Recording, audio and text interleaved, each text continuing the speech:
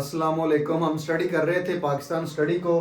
पिछली वीडियोस में हमने देखा था अरब के इराक को, जिसमें मोहम्मद बिन कासिम का दौर आता है। उसके बाद हमने स्टडी किया था गजनवी डायनेस्टी को, जिसमें महमूद गजनवी के इराक को हमने स्टडी किया था। आज हम स्टडी करेंगे गौरी डायनेस्टी को, शहाबुद्दीन गौरी के दौर को। ठीक है, इसका दौर 1173 से 1206 तक है।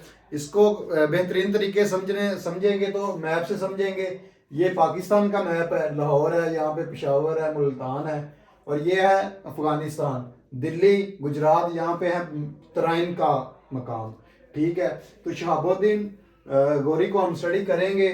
तो ये अफगानिस्तान में एक इलाका है गौर।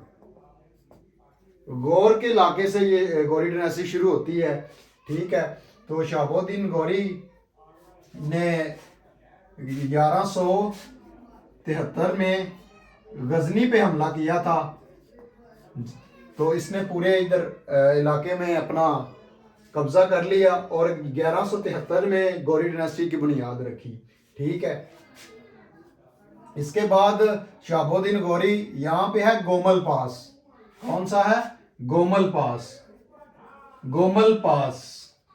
ठीक है, ये वाहिद जो है शहाबुद्दीन गौरी यहाँ से गुजरे थे। बाकी जितने भी हमले हुए हैं, जो भी वाकयात हुए हैं, वो यहाँ खैबर पास से हुए हैं। जितने भी हुए हैं, ये वन एंड ओनली ये शहाबुद्दीन गौरी ने यहाँ से गुजर के गोमल पास से मुल्तान पे हमला किया था। 1175 में मुल्तान को फतह किया था।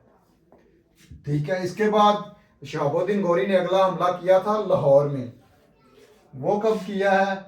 1186 में लाहौर पर हमला किया और लाहौर को फतह कर लिया। ठीक है, इसके बाद बारी आ जाती है शहाबुद्दीन गौरी करते हैं इंडिया को फतह।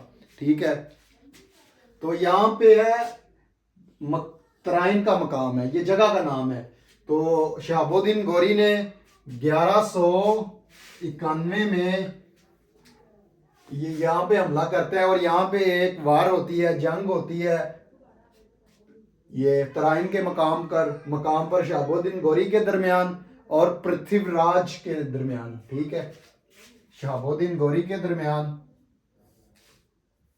शहाबुद्दीन गौरी के दरमियान और पृथ्वीराज के दरमियान। ठीक है, ये जंग होती है, शहाबुद्दीन गौरी हार जाते हैं और ये पृथ्वीराज जीत जाते हैं। तो बड़ी शर्मिंदगी फील होती है। तो कहा जाता है शहाबुद्दीन गौरी ने बहुत अगली जंग के लिए तैयारी शुरू कर दी। और मतलब कि जैसे मैं कपड़े नहीं चेंज करूंगा, जो भी है मामला के अपनी पूरी तैयारी की, अपनी फौज को, अपनी आर्मी को मोटिवेट किया और कहा कि हम अगले ही साल उस पर हमला करेंगे दोबारा। तो अगले ही साल शहाबुद्दीन गौरी ने 1192 में दोबारा हमला किया तराइन के मकाम पर और जंग दोबारा होती है शहाबुद्दीन गौरी के दरमियान और पृथ्वीराज के दरमियान। ठीक है, कब होती है? 1192 में। और इस बार शहाबुद्दीन गौरी जंग जीत जाते हैं। ठीक है, और इस इलाके को भी फतह कर लेते हैं। ठीक है, ये थी गौरी डायनेस्टी। जो भी हमने किए थे, इसने ये गजनी से शुरू हुई, फिर इसने मुल्तान पे गोमल पास से गुजर के मुल्तान को फतह किया। उसके बाद 1186 में लाहौर को फतह किया। फिर उसके बाद इंडिया में एंटर हो जाते हैं। 1191 में पृथ्वीराज के मुकाम पर जंग होती है, तराइन के मकाम पर। तो शहाबुद्दीन गौरी पहली जंग में हार जाते हैं। अगले ही साल दोबारा हमला करते हैं 1192 में, तराइन के मकाम पर दोबारा जंग होती है और शहाबुद्दीन गौरी जीत जाते हैं। ठीक है, इसके बाद फिर डेथ भी इसकी, शहाबुद्दीन गौरी की डेथ के बारे में भी सवाल आता है। इसकी डेथ भी 1206 में हुई। ठीक है, तो ये था आज का टॉपिक हमारा। इसकी डेथ भी हुई है। ठीक है, 1206 में। तो ये था हमारा आज का गौरी डायनेस्टी। इसके बाद आगे शुरू हो जाती है दिल्ली डायनेस्टी।